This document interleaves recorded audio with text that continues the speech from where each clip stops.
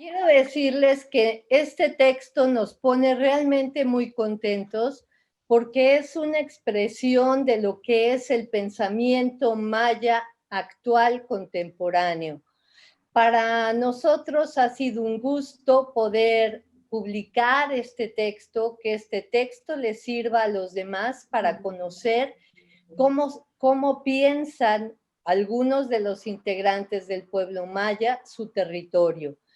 Pedro Uc es un activista, sociólogo, teólogo, filósofo, literato, un luchador social, un poeta, un educador popular, pero sobre todo es un gran conocedor de su cultura maya y de su territorio.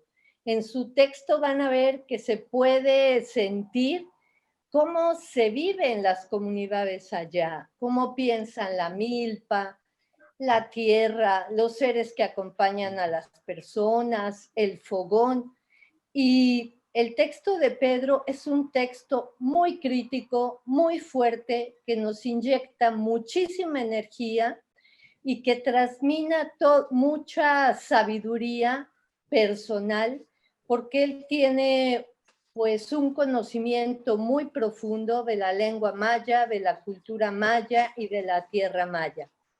Las fotografías que acompañan al texto de Jaisel de la Cruz son realmente una maravilla, porque como ustedes podrán ver, es el complemento perfecto del texto, porque es la fotógrafa Jaisel de la Cruz, que también es maya, tiene una sensibilidad muy, muy especial. Entonces, desde el SECAM quiero agradecer a los compañeros que están para presentar y que forman una mesa realmente muy importante, Magda Gómez, Luis Hernández Navarro y el autor Pedro Uc. Y le voy a pasar la moderación a Ramón Vera, a quien también le agradezco muchísimo su participación en la edición de este cuaderno. Entonces, aquí seguimos y muchas gracias. Bueno, muchas gracias, Ana. Muchas gracias por la invitación a que participe aquí en esta mesa. Pues ahora sí que, pues presentando a la gente y presentando sobre todo a estos presentadores de lujo que finalmente es como una fiesta, una celebración por un texto que, como tú bien dijiste, es un texto sumamente importante.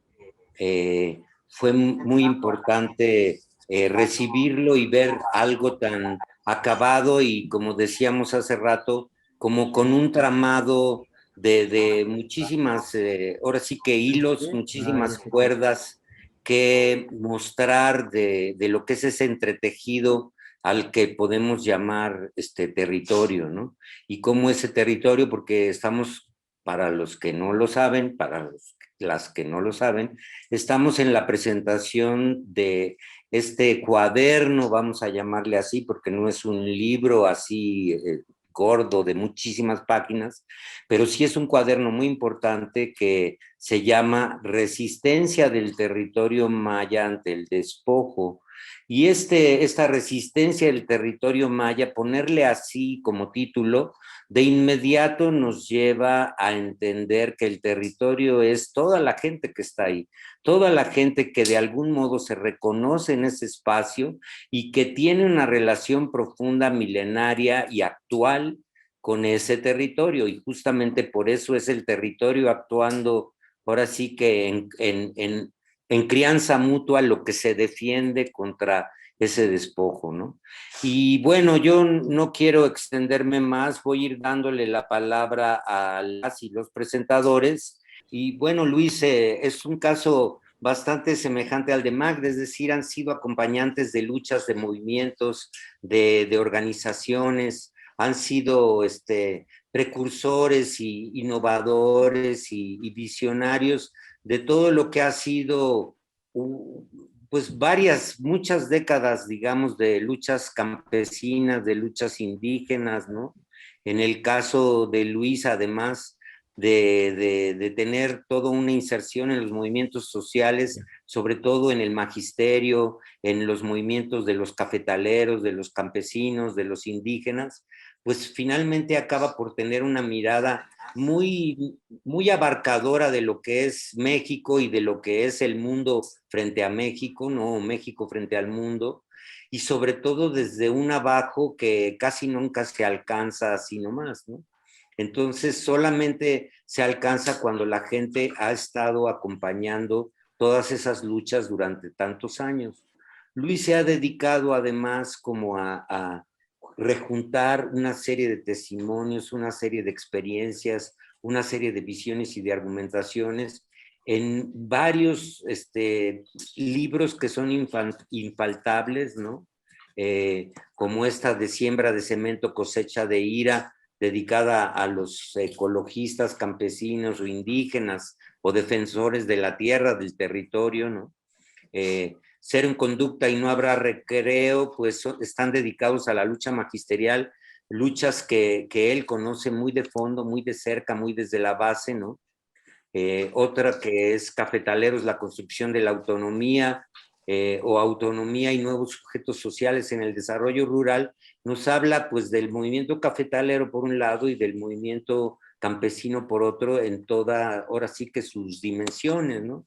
Y por otro lado, tiene otro libro que se llama Sentido Contrario, Vida y Obra, y en algunos casos Milagros de los Rebeldes Contemporáneos, que ahí se dedicó a hacer una serie de retratos de gente que ha sido siempre contestataria y que siempre ha estado buscando, pues ahora sí que un mundo de justicia y de armonía y de sociabilidad diferente al que tenemos, ¿no? Le damos la palabra entonces a Luis, si Magda no está ahí, y le agradecemos muchísimo su participación aquí con nosotros. Muchas gracias, Luis. Pues muy buenas tardes o noches a todos. Muchas gracias por esa presentación, Ramón. Muchas gracias al SECAM y a Pedro Uc por la invitación para presentar este extraordinario, Ramón le llama cuaderno de trabajo, yo no sabía cómo llamarle sinceramente, poemario, el libro, plaqueta, podríamos definirlo de tantas maneras, pero en esencia un trabajo excepcional. Y quiero comenzar esta reflexión sobre el trabajo de Pedro Uc con una cosa que es inusual, pero recordando la memoria de dos queridos compañeros que fueron los que me enseñaron la península maya hace ya muchos años, ¿no? Uno, don Pedro Casanova, un maya de Muna, que me abrió el mundo maya, y sus fogones con los tamales cernidos, etcétera, etcétera, que nada tienen que ver con la espaguetización de la que nos habla Pedro en su libro. Y otro es Julio Macosay, un compañero con el que recorrí Campeche, Yucatán, Quintana Roo, hasta Carrillo Puerto, disque organizando en el año de 1975, pero que me abrió el mundo de la península maya, mucho más allá de esas majestuosas pirámides, que son lo que como, cuando vamos como turistas podemos ver. Entonces quiero recordarlos a ellos, estoy seguro que a ellos les encantaría este cuaderno de trabajo, estaríamos aquí comentándolo muy bien. Miren, nunca o muy pocas veces me ha tocado comentar un libro tan difícil. Nunca me ha sido tan cuesta arriba hacer una presentación de un trabajo tan rico, tan apasionante, tan hermoso y al mismo tiempo tan distinto a lo que usualmente se puede leer en la literatura o en los ensayos académicos. Es un trabajo de una autenticidad, de un carácter genuino, que hace difícil que mi marco conceptual, que mi formación pueda traducirlo en términos de presentación para que sea accesible a todo mundo. Sirva esto como una invitación a leerlo, a reflexionar sobre él, ¿no? Es un libro en el que uno, mientras lo va leyendo, se antoja volver a regresar a páginas atrás, a párrafos atrás, no porque no se comprenda, sino porque tiene una riqueza y una densidad. Perdón el ejemplo, pero es como si uno estuviera leyendo la Ilíada o la Odisea o uno de esos libros clásicos que hablan del origen de los orígenes. Muy pocas veces un libro me ha tocado, como me ha tocado esto de este trabajo de Pedro Uc. Y se lo he comentado a la gente que está alrededor mío con el comentario de, pues no sé cómo le voy a hacer para presentarlo. Entonces comenzaría tratando de presentarlo haciendo una pequeña semblanza de Pedro. Pedro es un hombre muy modesto, no habla mucho de sí mismo. Entonces permítanme decir algunas cosas sobre él. Si digo alguna barbaridad ya me corregirá él, un poco para ubicar su obra. Comenzaría diciendo que Pedro Uc es uno con mucho de los más importantes intelectuales indígenas de México. Si en lugar de ser un intelectual que rompió con su mundo eclesial, que ha confrontado al Estado, hubiera caminado alineadito por las instituciones oficiales, pues estaríamos escuchando hablar de Pedro Uc en todos lados, en la televisión, en la radio, en la prensa escrita, etcétera, etcétera. Pero Pedro es uno de esos personajes que nada a contracorriente, que sube las cuestas más pesadas con los cargamentos más pesados, y entonces es un personaje al que los poderes prefieren ignorar o no hacerles caso, o por lo menos no reconocerlos en su justa valía. Pedro nació, no sé si el nombre lo pronuncio de manera correcta, ¿sí? En la comunidad de Buxots, a unos 90 kilómetros del noreste de Mérida.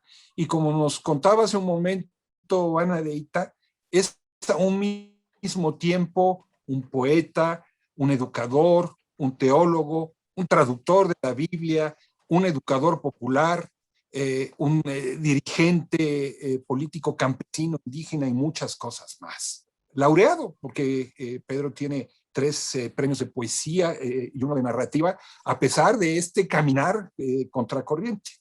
Él nació en el año de 1963 en el seno de una familia campesina, mayahablante, monolingüe.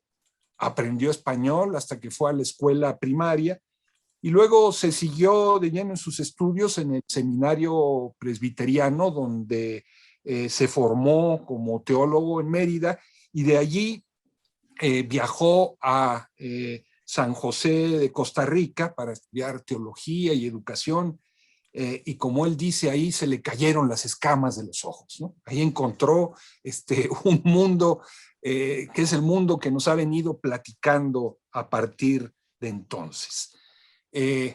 Es en ese sentido un estudiante permanente de la vida, de su lengua, de tal manera que estudió también creación literaria en lengua maya. En San Cristóbal de las Casas, junto con don Samuel Ruiz, participó en un gran proyecto tanto de teología india como de traducción de la Biblia. En ese sentido es un traductor de la Biblia al maya. No sé si exagero, si miento cuando digo que en este proceso de traducción Pedro encuentra la potencia, la filosofía, la historia que hay detrás de la lengua maya, ¿no? El gran poder que tiene ese lenguaje y cada una de sus palabras. Escribe poesía y narrativa de primera mano, ¿no? Y desde hace más de 35 años, cuando no sé cómo sea la forma correcta de decirlo, si es la iglesia presbiteriana la que rompe con él o él el que rompe con la iglesia presbiteriana, pero después de ese divorcio recorre de arriba abajo las comunidades de la península de tal manera que prácticamente no hay una sola comunidad que no haya conocido. Y en este conocimiento de las comunidades, se empapa de su historia, de sus problemas, de su vida, ¿no? Y es capaz de contarnos, como lo hace en el libro, ¿no? Historias tan apasionantes como la de el día en el que llega a un seminario, a impartir en una comunidad un seminario sobre derechos indígenas con otros compañeros. Suenan las campanas, ya no recuerdo que eran del templo o si de la presidencia municipal, y de repente Pedro y sus compañeros se encuentran con el auditorio lleno, ¿no? Para escucharlos, y con la gente, con sus papeles, con su CUR, con su credencial de lector, su acta de nacimiento, todas ordenadas, ¿no? Y lo primero que hace la gente es preguntarles, bueno, ¿y los apoyos? ¿No? Y cuando Pedro confiesa, dice, nosotros no venimos a dar apoyos, traemos aquí la palabra, traemos aquí los derechos, la gente va abandonando una a una, ¿no?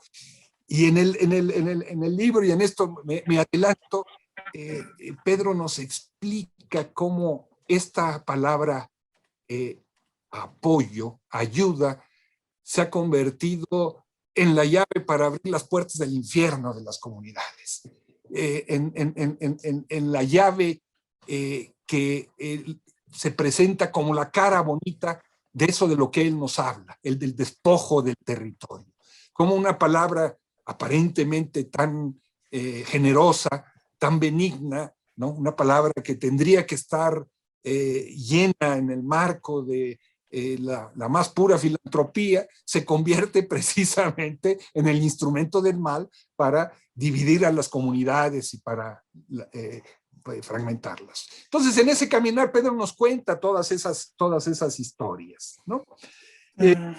Pedro participa y queda marcado por lo que fue el movimiento de los 500 años en 1992, ese gran despertar continental de los pueblos de nuestra región, y también 2 años después por lo que fue el levantamiento del Ejército Zapatista de Liberación Nacional con su grito de ya basta.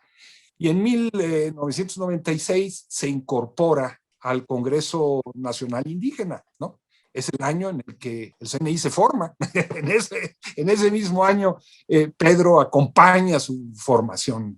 Recordemos aquel famoso 12 de octubre de 1996, en el que la comandante Ramona sale de la selva chiapaneca y llega a la Ciudad de México y encuentra un auditorio repleto de representantes y de dirigentes de pueblos indígenas en una experiencia que ha fructificado hasta nuestros días. Bueno, Pedro es parte de ese proyecto entonces desde su nacimiento como tal. Y Pedro, como observador privilegiado que es del sureste mexicano, pues ha ido viendo cómo hace 13 años llegaron los menonitas como si fueran nuevos conquistadores, ¿no? Y en lugar de llevar, se supondría, ¿no? Como una los menonitas en algún momento fueron una minoría religiosa perseguida, acosada, ¿no?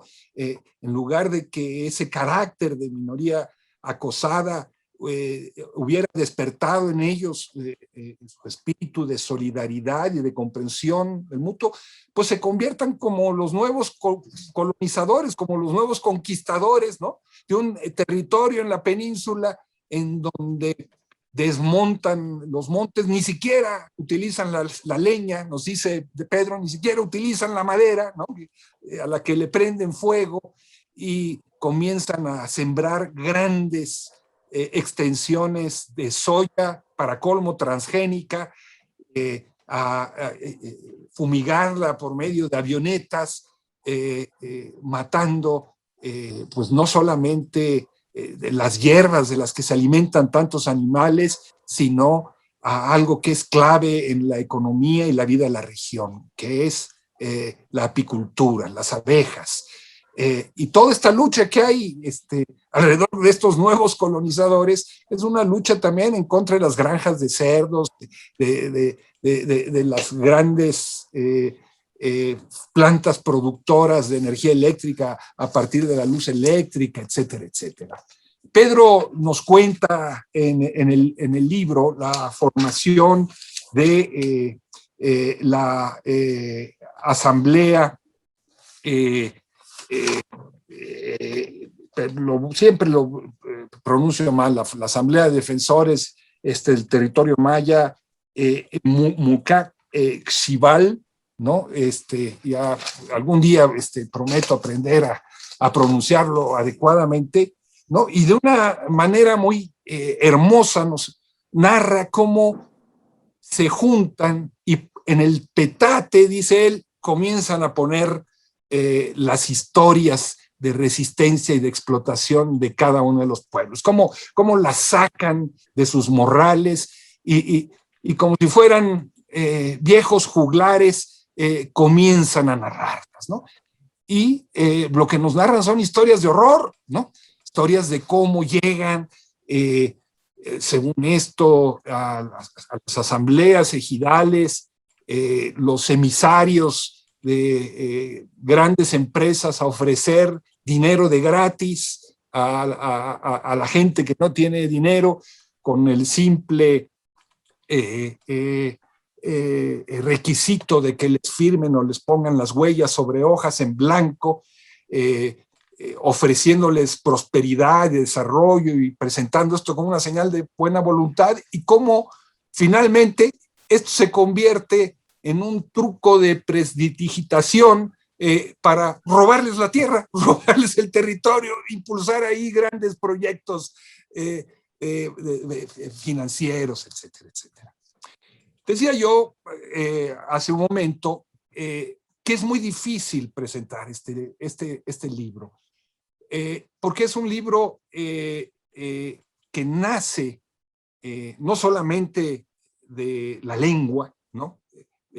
Pedro una y otra vez pone y nos explica cómo el despojo comienza por el despojo del lenguaje, primero de las palabras en lo individual, después de la utilización en el seno de la cocina de palabras que vienen de afuera y que sustituyen a las palabras mayas, y cómo entonces se va perdiendo el sentido de las palabras. Digo, entonces es muy difícil contar cómo este despojo es un despojo que pasa por la lengua, pasa por el fogón. Recordemos cómo entre los antiguos griegos el domos, el fuego, el fogón, ¿sí? Era el centro de la unidad doméstica y la vida giraba alrededor del fogón.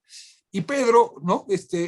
Evocando esa realidad sin mencionar a los griegos, pero haciendo referencia precisamente a la realidad maya, nos cuenta cómo también el despojo ha sido un despojo de su cocina, ¿no?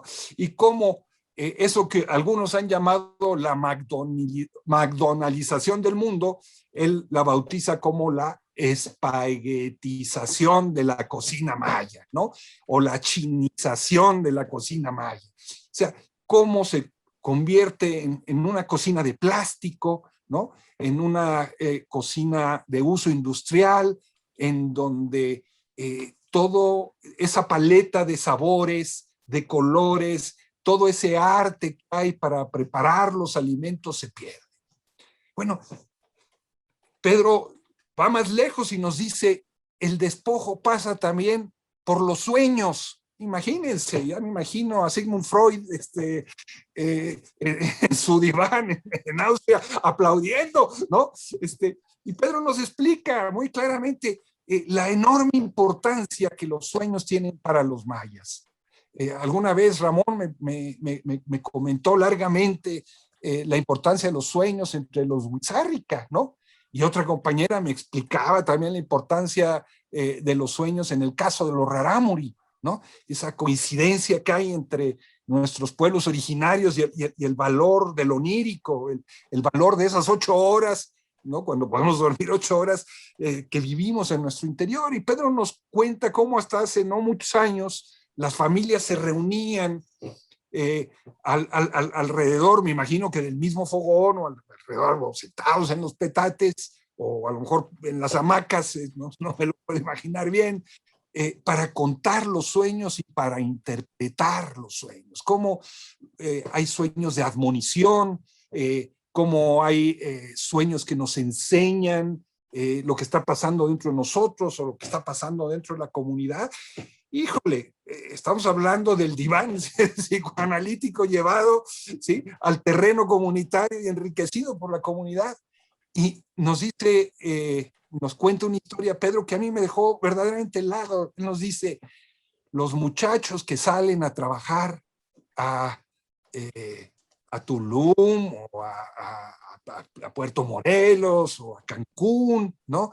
Que pierden su lengua, que pierden sus raíces, que regresan a su comunidad presumiendo que hasta inglés saben hablar, dice Pedro, se olvidó soñar, ya no saben soñar. Imagínense lo que es eso. Es decir, esa gente, para volverse otra, perdió lo suyo, perdió el contacto con sus raíces, con su identidad, que como él nos explica es una identidad comunitaria, ¿no? No voy a contar toda la historia de este cuaderno trabajo, poemario, etcétera, etcétera. Solo diría que realmente en muchos momentos el trabajo de Pedro es un verdadero la explicación que Pedro da de cómo los tejones, si fueran mojados, brincan el muro de Trump ahora, el trumpo que sea, para buscar alimentos para su familia. La forma en la que se reciben en las comunidades los elotes, ¿no? La descripción que hace de la mazorca con sus barbas blancas, las distintas tonalidades de verde que describe, parecen sacados de la paleta del más fino poeta de nuestro país.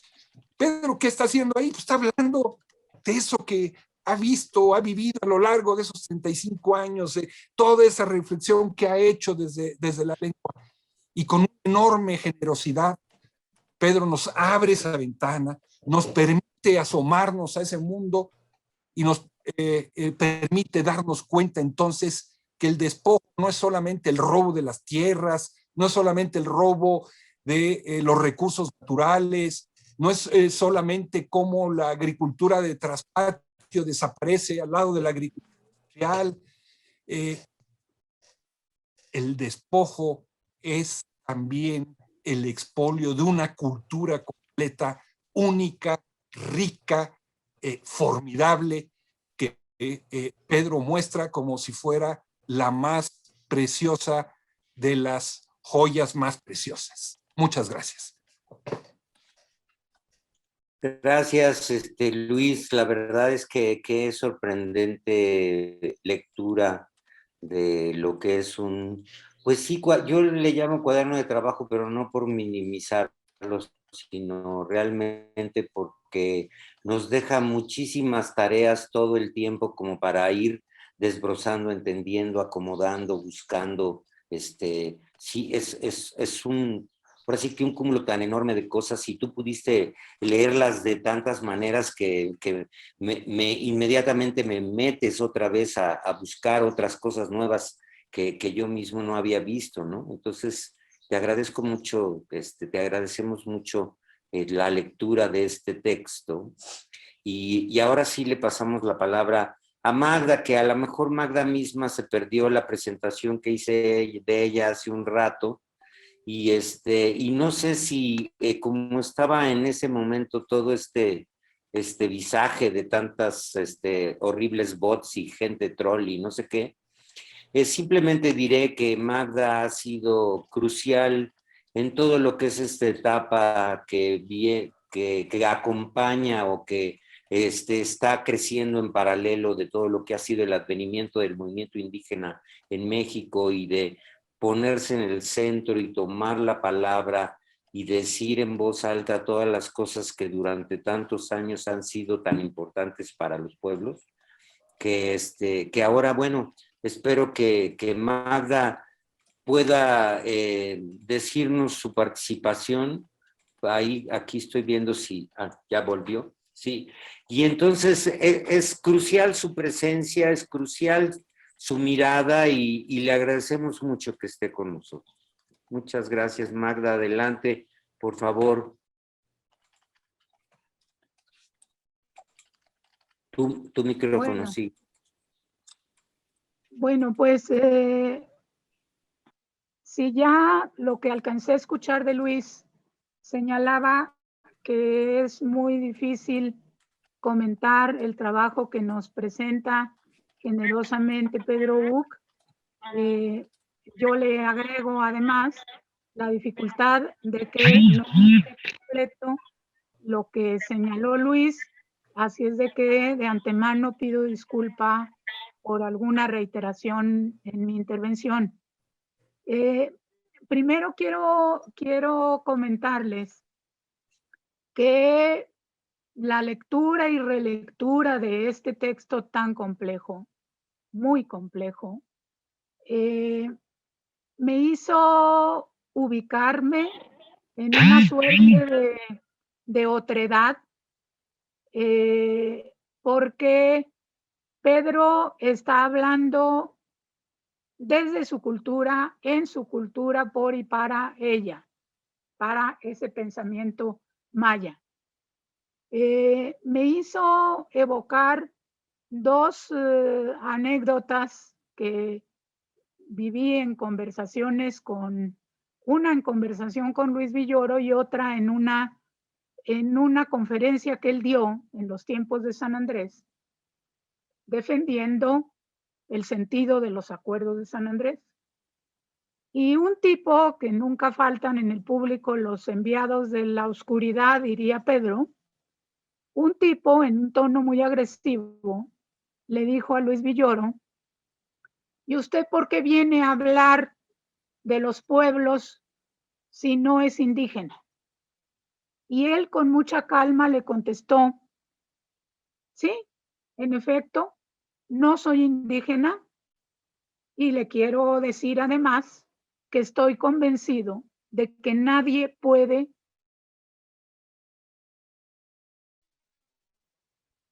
me quedó muy grabado y me lo recordó ahora que trataba de profundizar en todos los planteamientos de Pedro Uc y me ubicaba en el sentido de que estaba yo acercándome a un texto, no obstante que tengo alguna experiencia en contacto con esos temas, pero nunca es lo mismo que hablarlo como lo habla Pedro, desde donde lo habla Pedro.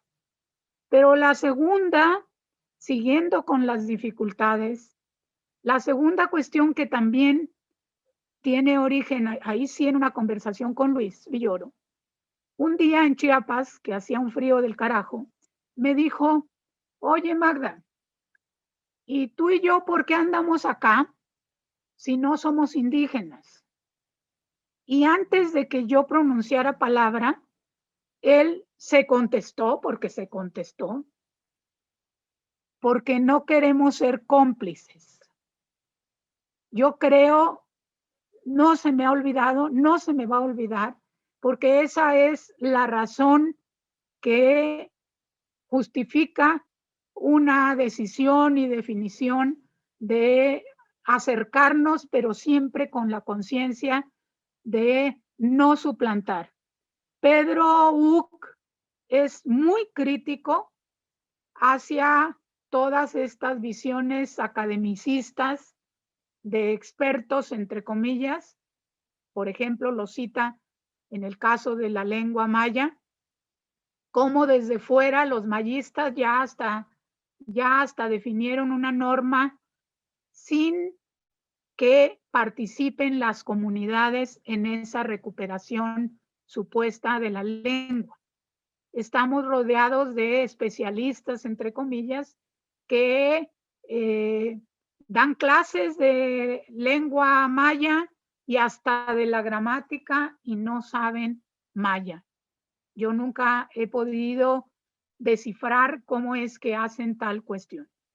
Pero voy ya señalando las dificultades y el posicionamiento, ¿sí?, desde el cual me acerco a este texto que yo sugiero es un texto para dialogarlo a profundidad con otros pueblos y con otros cómplices también, ¿sí? También. Entonces, el hilo que yo quería plantear es darle respuesta, en primer lugar, al título de el ensayo, trabajo, cuaderno, como le queramos llamar al texto de Pedro Uc, ¿sí? Él habla del despojo del territorio y de entrada nos da un recorrido por la amplitud y profundidad del concepto de territorio. Sin mayor cuestión, nos lleva de la mano. En primer lugar, nos habla de las señales del despojo, ¿sí? Y también, en segundo lugar, y esto atraviesa todo el texto, es un texto que no es esencialista, que no romantiza la realidad de las comunidades mayas, que a cada paso se detiene y reconoce lo que se ha perdido, pero también va dejando señalado, ¿sí?, toda esta visión hegemónica que se ha construido contra el pensamiento maya y la cultura y el ser de todos los pueblos indígenas, no solo en el país. Entonces, podríamos decir, bueno, ¿y la cocina qué tiene que ver con el territorio? Pues el territorio tiene que ver con la cultura, con el pensamiento maya. Y ni la cocina se ha salvado, ¿sí?, de toda esta incursión de ese pensamiento externo, de ese pensamiento hasta etnocéntrico, que define desde ese lugar qué es lo mejor para los pueblos, qué es lo que significa superarse, entre comillas, qué es lo que significa el desarrollo y en última instancia, como se decía hace tiempo y ahora se sigue mostrando, aunque ya no se diga así, pero se decía, y ahora cómo civilizamos, entre comillas, a estos pueblos que no les decían pueblos, sino poblaciones. Entonces, siguiendo a Pedro, se ubica en la lengua y de entrada nos dice, aquí lo que se ha perdido es el sentido de las palabras y el sonido de las palabras, ¿sí? No es cualquier cosa, no es convertirte en un mayista y hacer un alfabeto. Es que el sentido de las palabras y su sonido tienen un significado. Y ese sentido y ese sonido se vive en la cotidianeidad de las familias, en las comunidades, alrededor del fogón, como recordaba Luis. Una vez que ubica la lengua y que cuestiona esta externalidad que muy bien señala desde la ciudad, desde los espacios urbanos, se construye un elitismo al margen de las comunidades. Una vez que pasa por ahí y que pasa también por la cocina y pasa por la denuncia de la folclorización, ¿sí?, de lo que es la esencia de la cocina maya, ¿sí?, pero también va reconociendo en cada paso lo que se ha perdido. Luego nos lleva con los ritos, ¿sí?, los ritos, las celebraciones, porque tiene un punto de partida en una línea al inicio del texto que dice, vamos a abordar al espíritu maya, al ol, espero decirlo bien o no tan mal, ¿sí? Pero este recorrido del espíritu maya lo encontramos en distintos espacios y lo encontramos en los ritos, ¿sí? Lo que ahora estamos llenos en estas temporadas electorales de celebraciones, entre comillas, y en estas temporadas de 4Ts, como dice el propio Pedro Uc, con bastón o sin bastón, ¿sí? Se banaliza, se reproduce, se folcloriza lo sagrado. Él no vi que dijera lo sagrado, pero yo así hice la traducción de esa cosmovisión que nos va abriendo y mostrando Pedro Uc en su texto. Y entonces dice, ahí están los ritos, pero también reconoce los ritos en su esencia profunda en muchas comunidades se han perdido. Se han perdido y señala todos los elementos que sí alcancé a escuchar a Luis, reproducía y mostraba todos los elementos de lo que es, en el caso de la península, la experiencia en contacto con, entre comillas, el desarrollo, el turismo, el ser empleado, el estar en la servidumbre, el estar en contacto con la droga, con la violencia, etcétera, etcétera. Toda esa depredación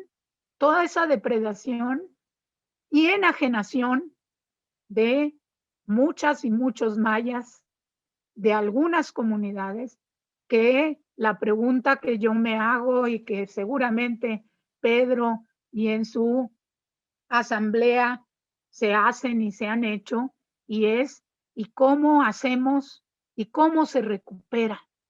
¿Cómo hacemos para revivir esto que él describe con esa contundencia y esa prosa tan profunda que tiene? ¿Cómo hacemos? ¿Cómo hacemos? Porque uno está preguntándose, ahorita que está en el centro el llamado Tren Maya, y uno lee el texto y se acerca al texto de Pedro Uc, y entonces uno dice, ¿será la última estocada esta de este impacto que tendrá el Tren Maya? Ya no solo en el impacto a la selva, en el impacto ambiental, y señalando esto, como lo hace Pedro Uc, en una unidad entre los seres humanos y la naturaleza, en una unidad con los colores, los árboles, los pájaros, etc. Esa unidad y lo que queda de esa unidad está hoy amenazado por ese megaproyecto. Pero Pedro no deja de lado a los previos, no deja de lado a la lucha contra la soya transgénica, contra las granjas porcinas, etcétera, etcétera. O sea, va ubicando los rostros, los rasgos de esa depredación, ¿sí?, que lleva algunas décadas en la zona. Y ya no se ubica en los primeros tiempos, aun cuando sí habla de que en ese tren van a bajar los nuevos Barbados, ¿sí? Los nuevos depredadores de lo que queda del pensamiento maya en su sentido más profundo. Pero también de la mano, o sea, aparte de la profundidad con la que plantea la crítica, por ejemplo, a la educación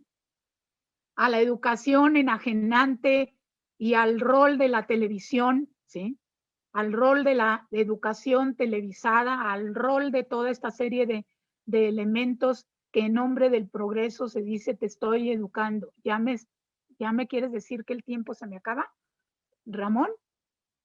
Porque vi que hiciste la mano, porque me falta un cachito. Bueno, nos va señalando todas y cada uno de esos estadios, pero va haciendo la denuncia del tipo de Estado que se construyó cuando se hablaba del Estado-nación, en la idea de que somos una sola nación, un solo pueblo y una sola supuesta cultura. Ese tipo de Estado va deslizando Pedro Uc, cómo, cómo no se ha acercado realmente a los pueblos, a sus comunidades, y no solo las mayas, sino todas ellas, cómo es que ha estado decidiendo lo que le conviene a los pueblos, ¿sí? Lo que le conviene para educarlos, lo que le conviene en su lengua, en su comida, vaya en su vestimenta, pero también en su idea de progreso y de, entre comillas, desarrollo. Y entonces pone la estocada, como él por ahí utiliza esa expresión, coloca la estocada en un concepto que es el de los llamados apoyos, ¿sí?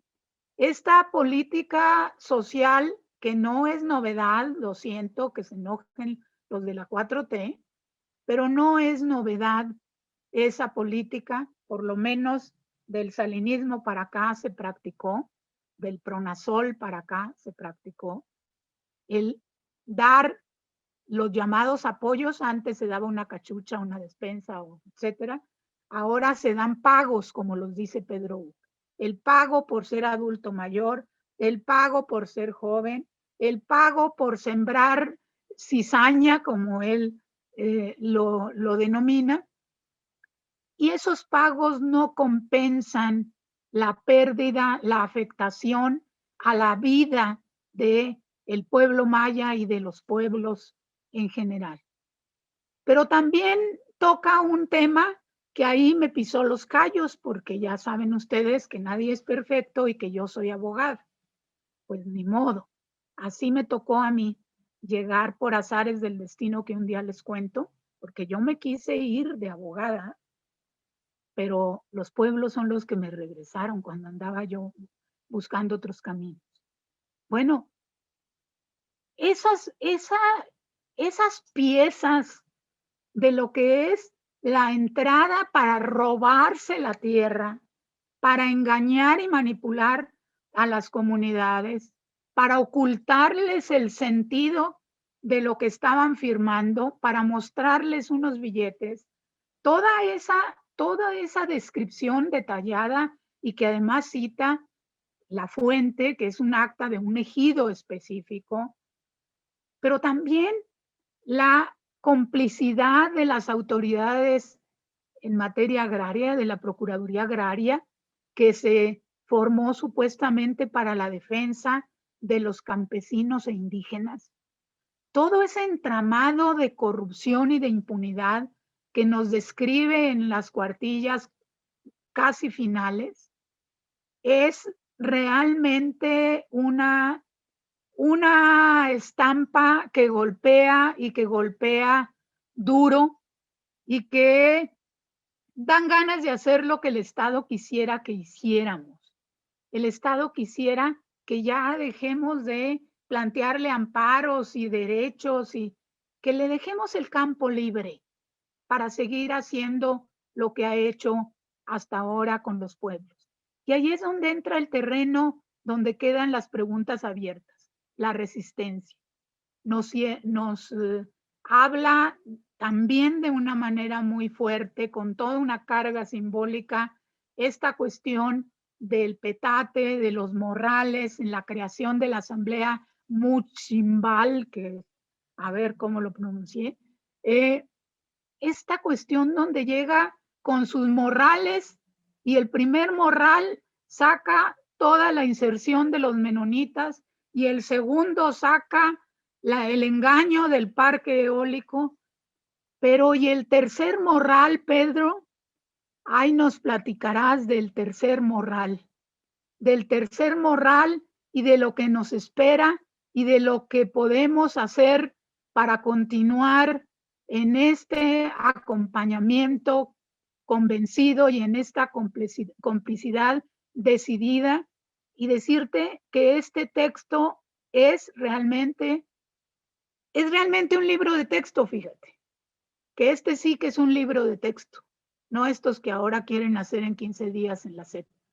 Este es un libro de texto que yo creo que hay que circularlo, que hay que platicarlo, que hay que dialogarlo mucho, y de nueva cuenta te agradezco y pido disculpas si por ahí mi complicidad no dio para tanto como para entender la profundidad de lo que tú planteas del pensamiento maya y de esta cercanía con el espíritu que me salté ya, lo de los sueños, me salté lo de los guardianes en los que tú sí crees y yo también creo en esos guardianes, Pedro. Muchas gracias. Muchas gracias, Magda. Como que se va enriqueciendo y enriqueciendo todo lo que se puede decir de algo que es como abrir el texto de Pedro es como abrir una caja donde empiezan así a salir mariposas de mil formas y de mil colores y de mil, ahora sí que familias, ¿no? Porque en cada una de las cosas que ustedes van diciendo se va entreverando todo lo que Pedro ubica de lo que es la deshabilitación del pueblo maya, el despojo del pueblo maya en todo su tramado de lo que es ser maya, ¿no? Pero él nos dirá, digamos, él nos dirá ahora desde él. Yo, con todo lo que ustedes han dicho sobre Pedro, yo simplemente le extendería un gran abrazo a él y a Jaisel por las maravillosas fotos, lo dijo Ana al principio, pero lo vuelvo a repetir, las maravillosas fotos que contrapuntean de nuevo, son otro tejido más de todo lo que es el territorio y la mirada desde lo maya de lo que es el territorio. Y yo creo que es un documento extraordinario el que tenemos en las manos. Y yo sin más, así, sin ya presentarlo, quizás solamente agregaría a todo lo que han dicho para presentarlo, el hecho de que Pedro, además de todo, ha sido pues yo no quiero decir dirigente, ni líder, ni nada de eso, sino simplemente una persona comprometida con su tiempo, con su pueblo, con su territorio justamente, con todo lo que es esa asamblea Mushimbal, no sé si lo pronuncio bien tampoco, pero que en lo que es el ahora, finalmente estamos hablando de una nueva generación de personas, de hombres y mujeres, jóvenes y viejos, viejas, que están haciendo la diferencia porque aunque el Estado o las mismas corporaciones nunca se hayan dado cuenta o no se quieran dar cuenta o quieran negar a todas esas personas, hay una masa crítica de pensadores y pensadoras y activistas, es decir, gente que está en los hechos defendiendo el territorio, que va creciendo y se va fortaleciendo y se va haciendo cada vez de mucha mayor profundidad y vastedad, ¿no? Para esa defensa que es muy urgente.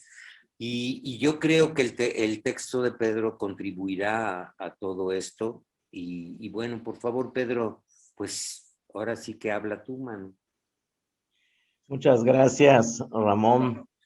Estoy muy agradecido de todo lo que pues han comentado. Pues hay una generosidad enorme en el corazón de Luis, en el corazón de Magdalena, en el corazón de Ana, en el tuyo. Pues la verdad es que estoy muy contento por esta complicidad de ustedes. También debo reconocer y confesar que mucho de lo que hemos podido lograr aquí en la península, pues ha sido también el resultado de esa complicidad de ustedes y nuestro caminar no hubiera avanzado sin el brazo de cada uno, sin el corazón de cada una.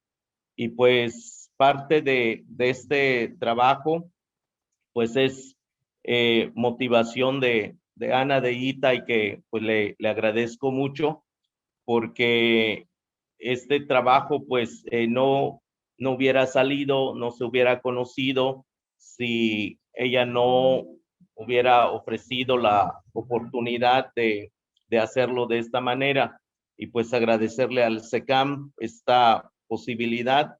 Y bueno, nosotros como pueblo maya fuimos como tratando de hacer contracciones con nuestro dolor frente a la avalancha de proyectos grandes, chicos, medianos, que venían aquí en la península de Yucatán con pues el tema del desarrollo y con ese discurso de que es un bien para nosotros los pueblos indígenas. Y en un recorrido que hicimos con Gloria Muñoz, ojalá nos esté escuchando también por ahí, que también le agradezco mucho, pues ella comentaba en forma de pregunta en ese recorrido y me decía, Pedro, ¿qué es lo que ustedes como mayas están perdiendo aquí con la llegada del tren, con la llegada de estos megaproyectos, ¿no? Y en una plática así como informal con ella en todo ese recorrido que hicimos con el apoyo también de Marta Flores, que también le agradezco mucho, pues hicimos un recorrido en toda la península hasta Tabasco, tratando de ubicar el rumbo del tren y los daños que esto estaría ocasionando en diferentes sentidos. Entonces, esta plática me hizo pensar en una relación de impactos y que esos impactos, muchos de ellos no se ven de buenas a primeras, porque el conocimiento dominante o como dicen los especialistas, la epistemología dominante, pues es la occidental. Entonces, lo que se mira y se cuenta es como la universidad forma a los biólogos o a los especialistas. Por ejemplo, te preguntan cuántos árboles cortaron, cuántas plantas medicinales se perdieron. Y pues no es que esté mal, pero cuando comparamos esta lista con la mirada maya, pues nosotros vemos que no se trata solamente de la pérdida de 5 o 10 árboles o de 100 árboles. No se trata de la cantidad de árboles que se pierden. Aquí hay muchas cosas que no solamente se pierden, sino se pierden para siempre. Y eso es justamente el riesgo, ¿no? Y eso que se pierde para siempre es la base de nuestro ser como pueblo maya. Es el fundamento, es el origen de nuestro ser como pueblo maya. Entonces no es que se estén perdiendo 100 o 200 árboles. Aquí lo que se está perdiendo es una manera de sentir, es una manera de mirar, es una manera de creer, es una manera de celebrar, es una manera de convivir, es una manera de respetar y es una manera de formar. En fin, eso en el manifiesto de impacto ambiental que hacen estos especialistas no aparece, ¿no? Y decimos, bueno, ¿en qué universidad estudiaron estos que no reconocen estas cosas? Y pues claro, nosotros, yo le hacía la broma a unos especialistas que me invitaron a dar una charla que son de Harvard y del Colegio de México, y todos decían, pues bueno, yo vengo de esta universidad, y un poco yo apenado les dije, yo también vengo de una universidad que se llama La Milpa, y pues de allí aprendí. Y eso es cierto porque pues yo crecí en La Milpa, soy hijo de campesinos y pues aprendí a hacer todo el trabajo de La Milpa. El conocimiento que yo tengo es un conocimiento por mucho experimental. Entonces, a partir de ese conocimiento que tengo, pues las cuestiones que yo traduzco en sonido, en palabras, pues son sentimientos que mucha gente que creció en la ciudad no tiene, y no lo culpo, no lo critico, porque no le tocó vivir lo que a mí me tocó vivir. Yo crecí, yo nací alrededor de un cenote. Alguien me preguntó hoy en la mañana, oye, ¿por qué hablas mucho de los cenotes? Bueno, porque yo nací alrededor de un cenote donde mi papá hacía milpa y donde vivíamos. Entonces hay la tradición entre los mayas de que el ombligo del niño que acaba de nacer lo tienen que llevar en el monte alto, en el más alto, junto a un cenote y ponerlo. Seguramente mi ombligo allí está alrededor de ese cenote. Y pues bueno, no puedo no hablar de ese cenote, no puedo no pensar, no puedo no sentir en ese cenote. Y luego cuando mis abuelos me dicen que la cuenca del cenote son como la cuenca de nuestros ojos, porque es ahí donde nos vemos, donde nos reflejamos, donde nos miramos. Pero no solo nosotros, es donde miramos también a todos los que han pasado allí, que son nuestros abuelos, nuestros hermanos. Entonces, cuando pensamos en esto, que es una cadenita sin fin, ¿no? Lo que Occidente diría una filosofía, pues es una cosa que no tiene fin y que es lo que está en riesgo con estos megaproyectos. No estamos hablando de cualquier cosa, estamos hablando de otra forma de vida, de otra forma de mirar, de otra forma de oír, otra forma de hacer acuerdos. Lo que amablemente Luis estaba comentando sobre los petates, lo hemos comentado en muchos talleres en las comunidades y esto es interesante en el sentido de que pues el acuerdo formal que se hace por las familias sobre un petate, pues es la firma de verdad, es el contrato, es lo que llamarían hoy pues la firma de un ¿cómo le llaman estos abogados que dan fe? Un fedatario. Pues es eso. Entonces hoy se aprovechan de nosotros los empresarios cuando vienen y nos dicen, pues, firma aquí.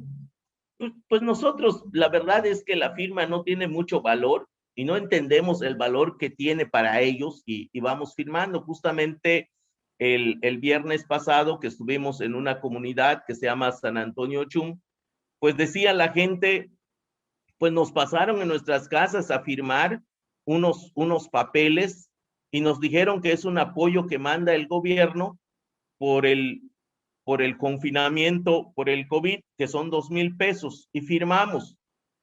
Y les preguntamos, ¿y leyeron qué dice el documento? No tenía nada escrito, son hojas en blanco. Ahora nos dijeron que ya son contratos de usufructo de 500 hectáreas de nuestro territorio y que nos van a dar 3,000 pesos más y ya está. O sea, de ese tamaño están el modo del despojo, la metodología del despojo. Y anoche en nuestra reunión de todos los martes con la asamblea decíamos, creo que necesitamos hacer un documento que también Gloria nos ha sugerido, que se llama el manual del despojo, ¿no? Ponerlo así punto por punto para compartirlo con la gente y decirle, pues es el modo en que vienen las empresas y nos dicen esto, ¿no? Entonces, es muy triste cómo nos han cambiado el lenguaje, nos han cambiado los modos, nos han cambiado las miradas, nos han cambiado las emociones y por eso un poco también la cuestión de la comida. Nos han cambiado también la comida, nos han cambiado la mesa, nos han cambiado los banquillos, nos han cambiado pues nuestros graneros, también eso. Hoy, frente a los transgénicos, ya no se necesitan graneros, porque en un mes el maíz ya se pudrió, entonces ya no hacen falta los graneros. En fin, nos han metido en una dinámica en la que estamos perdiendo la cultura. ¿Qué sigue entonces después de esto?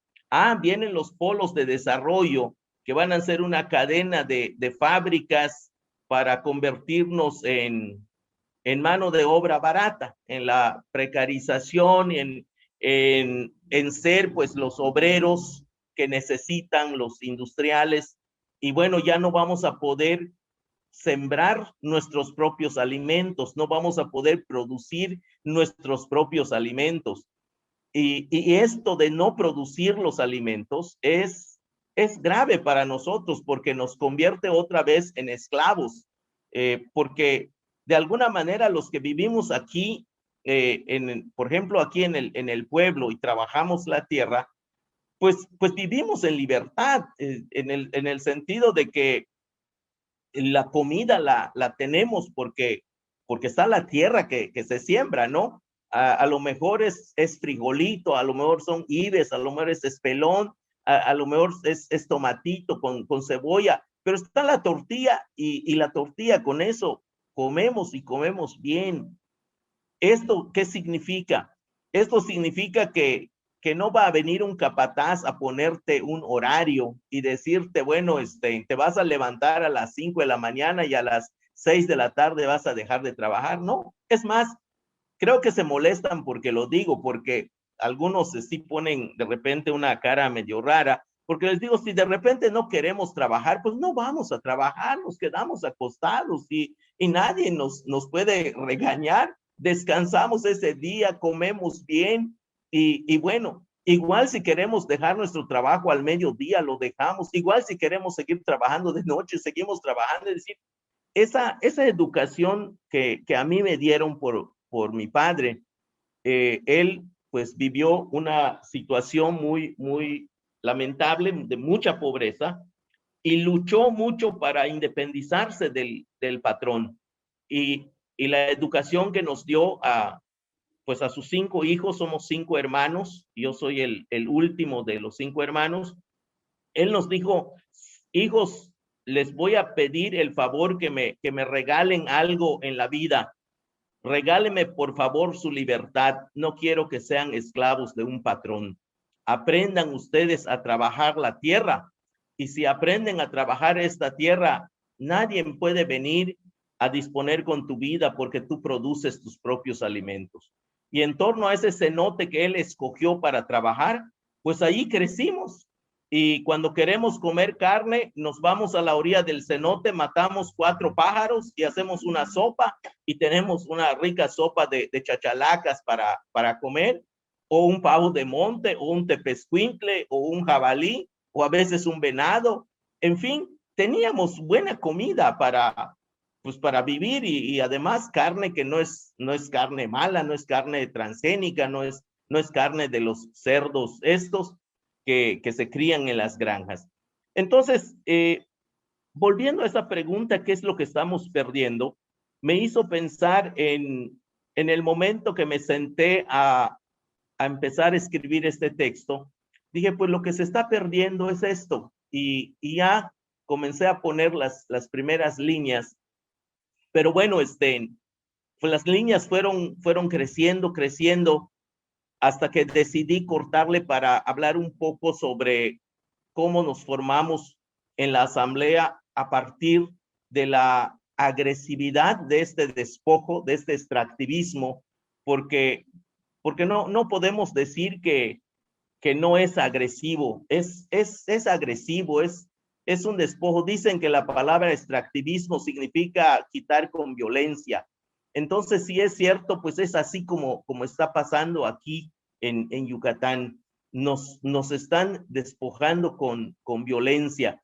Y esto fue el dolor de 25 comunidades que le dieron origen a la asamblea con quienes nos reunimos. Y también un poco para compartir con los demás es esta forma, este ser, esta intimidad que tiene la cultura maya y que algunos estudiosos han dicho que no es cierto. Alguna especialista dijo una vez, no, si yo he vivido 20 años en la península y no es cierto que hay cuestiones mayas, eso ya se acabó, todos quieren el tren, y esos de Muchimbal son 20 personas. Entonces, pues un poco para mostrarles que no es tan así, ¿no? Pero que sabemos que muchas veces se toman pues esa libertad de hablar por nosotros y de no querer escucharnos. Sin embargo, dije, pues por aquí van una pequeña lista de las cosas que hemos perdido y que hay otras que están y que no queremos perder, que lo queremos cuidar, que pues no nos queda de otra, no vamos a consentir nuestra muerte, no vamos a decirle sí, porque un representante de Fonatur me dijo, Pedro, quieras o no quieras, el tren se va a hacer, ¿por qué mejor no te subes al tren si de por sí se va a hacer? Pues le digo, porque nosotros no vamos a consentir nuestra muerte. Ningún animal se rinde frente a su depredador. Nosotros hemos aprendido a hacer así. Y pues si nos van a matar, que sea contra nuestra voluntad, no en nuestro nombre. Entonces, pues corté toda esa lista de cosas que se van perdiendo y que están amenazadas, lo poco que nos queda o mucho que nos queda, que están amenazados por esta lista de megaproyectos. Y pues me puse a contar un poco lo que pasó en la asamblea, de cómo nos formamos. Y bueno, pues son 25 compañeros que pasaron a explicar sus problemas. Apenas me dio tiempo allá en el texto de hablar de dos, que es lo que Magdalena amablemente nos decía, pero pues nos falta contar 23 morrales que también se abrieron y pusieron sobre el petate pues sus palabras para escuchar, y que finalmente pues después de escuchar y de llorar, porque pues eso sí pasó, pues acordamos ser una asamblea y de llamarnos pues defensores del territorio maya, Muchimbal, que significa caminamos juntos. Entonces, en esta asamblea, pues pusimos algunos principios que nos gustan mucho y que hoy pues estamos contentos de tenerlos. Un primer principio de quienes conformamos la asamblea es que la tierra no se vende ni se renta. Eso es algo que está clarito entre nosotros.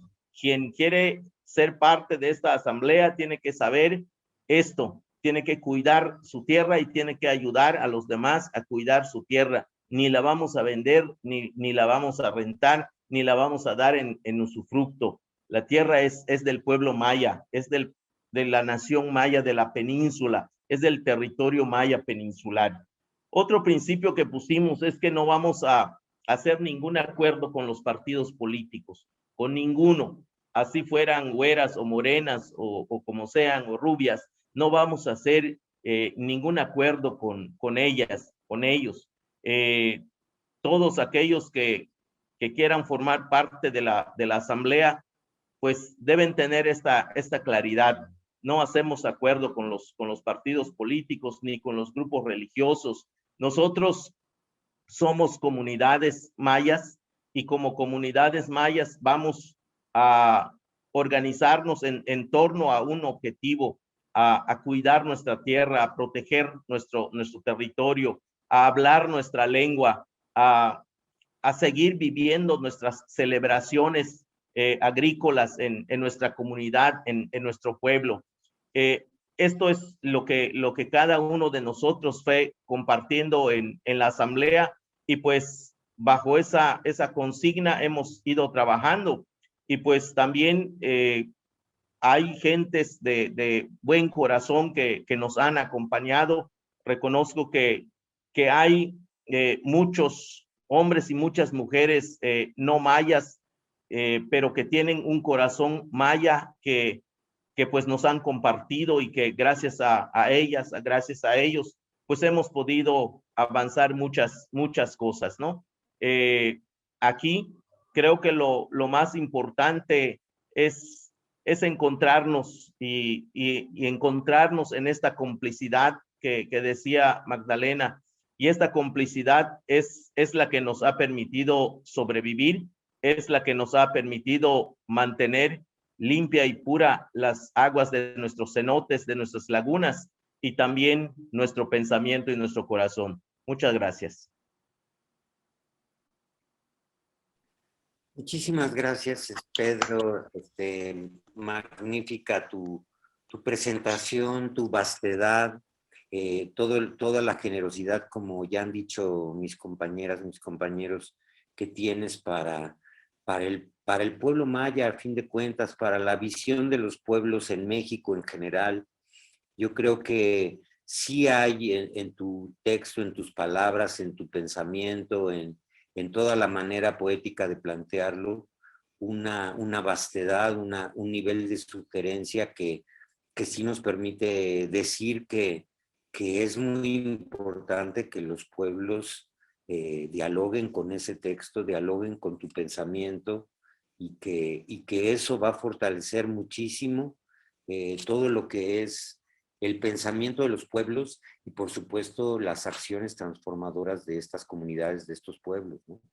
Entonces, aquí no quedamos bien de acuerdo, pero de pronto se había dicho que se podían permitir algunas preguntas a partir del chat de defensa del territorio, es decir, hacerlo entre la gente de confianza. Pero aquí, por lo pronto, Pancho López Bárcenas nos mandó una para ti, Pedro, y la voy a leer para que tú puedas contestarla, ¿no? Dice, son dos.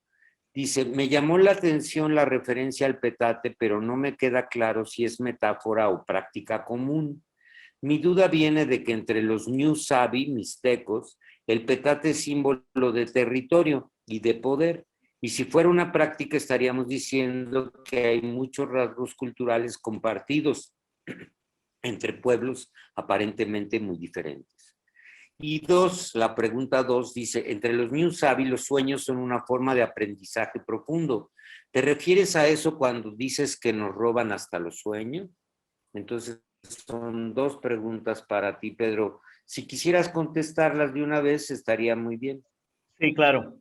Sí, el tema del petate es un tema histórico que se practicó hasta en la colonia, casi a los finales de las haciendas enequeneras. Todavía era práctica aquí en la península de Yucatán. Mi bisabuelo todavía le tocó hacer acuerdos sobre petate, y bueno, lamentablemente es de las cosas que ya se perdió, y hoy pues en este texto lo uso jugando un poco con la historia, pero en un sentido metafórico. Entonces, pero ahí está en la historia y es parte de la formación de la comunidad maya. Sí es una referencia importante para nosotros. Hay una fuerza muy grande en la figura del petate.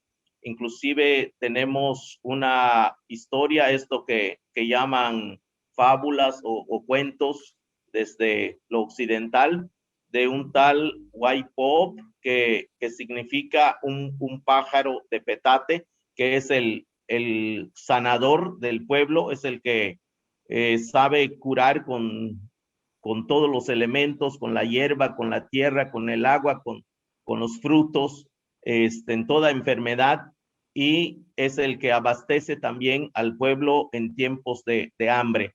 Es una historia muy importante porque se compartió inclusive con el pensamiento náhuatl, porque en el sur de Yucatán se conoce como Huaycot, y cot es un término náhuatl que significa bandera también, y esto del petate, ¿no? Entonces, aquí en el norte de Yucatán es pop, que significa petate. Entonces, es un tema de historia, pero aquí juego un poco con ello en el sentido metafórico. Lo otro de los sueños, pues el tema de los sueños también es una práctica histórica, familiar, comunitaria. Cuando se hacen los ritos agrícolas, principalmente el chachac, que es el rito más más largo, que tarda 3 días durante las 24 horas del día, pues el Ajmen, o lo que se puede entender como sacerdote maya, el Ajmen tiene momentos en el que reúne a todos los participantes de la celebración y les explica el término de los sueños y se practica la interpretación de los sueños y se comparten los sueños, es decir, antes de ir a dormir, se prepara emocionalmente a la persona para soñar y para pedir la luz de lo que antropológicamente se llamarían dioses, ¿no? No voy a entrar en este tema ahorita, pero para que se entienda, eso es un poco la cuestión con los sueños. Entonces, cuando empezamos el proceso de teología india con don Samuel en 1992 y que luego lo alargamos hasta aquí en la península de Yucatán, pues hacíamos los encuentros una vez al año en el mes de noviembre, toda una semana entre compañeros de Chiapas, de Tabasco, de Veracruz y de la península de Yucatán. Y bueno, en uno de estos días entre la semana, pues nos preparábamos para soñar y al día siguiente, pues en la asamblea contamos nuestros sueños y interpretamos nuestros sueños y buscamos los caminos de nuestros yuntzil para mejorar nuestro tejido de vida, ¿no? Esto nos ayudó mucho a recuperar nuestro pensamiento, a recuperar nuestro corazón, a recuperar nuestras formas de convivir. En realidad, estos sueños son terapéuticos también porque nos ayudan a reconciliarnos, a reconocer nuestros errores y esto sirve mucho para fortalecer la vida comunitaria. Es así como se vivía aquí en Yucatán y que bueno, en ese proceso de teología india comenzamos de nuevo a ponerlo en práctica. Sí, muchas gracias. ¿Alguien más que quisiera comentar algo de parte de ustedes, tanto Magda como Luis, como Ana? No sé si quieren rematar, comentar, acotar algo, preguntar. Les agradecería mucho su participación. ¿Nadie? ¿No?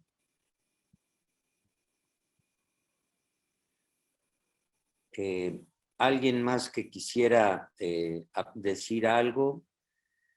Pedro, ¿tú quisieras comentar algo más, así como para rematar? Y si no, pues aquí lo dejamos. Creo que ha sido tan rico todo que todo el mundo nos quedamos dando vueltas y ya no sabemos ni qué comentar, ¿no? Bueno, yo una vez más agradecerles a todas, a todos por esta oportunidad, por este espacio y para las personas que están aquí en Yucatán, en la península de Yucatán, que quieran el libro, se los hacemos llegar, se pueden comunicar con nosotros. A lo mejor allá en la Ciudad de México, a lo mejor con el SECAM pueden conseguir. Aquí en la península de Yucatán, pues tenemos una muy buena parte que afortunadamente y generosamente el SECAM nos ha hecho llegar y lo podemos compartir con gusto con todos ustedes. Sin embargo, está también la liga para descargarlo. Se puede descargar desde la página del SECAM, desde el muro de mi Facebook y bueno, están allí las ligas para eso. Y cualquier pregunta de alguna persona al respecto, pues estamos pendientes para eso, para platicarlo y se supone que es para eso, ¿no? Para generar la reflexión, para motivar, para provocar la reflexión y pues si sirve, pues nos da mucha alegría. Eso es realmente la razón por la que lo compartimos. Y pues avisar también a todos los compañeros de la asamblea que hoy nos están viendo que vamos a repartirlo en el siguiente taller que tengamos, que es el 24 y 25 de este mes. tenemos un siguiente taller, los vamos a repartir y lo vamos a discutir. Y también en los demás talleres que estamos dando en toda la península, vamos a llevar este material y vamos a comenzar a generar una reflexión un poco más a fondo sobre los temas que se abordan. Pues sería todo. Muchísimas gracias. Pues muchísimas gracias a todas y todos. De verdad, es muy sorprendente lo que estamos viendo. Yo creo que estamos en una especie de parteaguas. Yo me atrevo a decirlo. Se ha ido caminando durante tanto tiempo en un advenimiento de los pueblos, y yo creo que estamos en un momento en donde ese advenimiento está logrando aflorar como una mirada común que estaba ahí, pero que somos nosotros desde fuera que no habíamos visto, y que están empezando a tener como huecos los pueblos para ir diciendo más y más y más. Y de pronto esa presencia se está volviendo omnipresente y está contradiciendo directamente toda esa mirada que desde el poder y desde las corporaciones y desde pues la gente que quiere predar los territorios están queriendo imponer una mirada despreciativa, y curiosamente al revés de todo, a contrapelo de todo, los pueblos están empezando a expresar una serie de verdades profundas, de verdades fundamentales que no va a ser fácil erradicar, ¿no? Al contrario, van creciendo y van floreciendo. Así que muchas gracias a todas y todos, y aquí lo damos por terminado. Algo que simplemente como para terminar, porque aquí en el chat me llegan también cosas en directo. Alfredo Cepeda comentaba justamente algo parecido a lo de Francisco López Bárcena, es decir, hay una relación mucho más estrecha entre todos los pueblos de Mesoamérica de lo que pensamos, y desde lo que es el norte del Golfo de México, es decir, desde lo que son los pueblos huastecos y mayenses y todas las culturas que están allá por el norte del país hasta lo que es la península de Yucatán. Finalmente hay una relación muy estrecha, una convivencia, como bien dice Alfredo, y bueno, él quiso resaltarla también ahora y darle como pues también un cierto peso a lo que decía Francisco López Bárcena, ¿no? Yo lo constato también, yo creo eso mismo.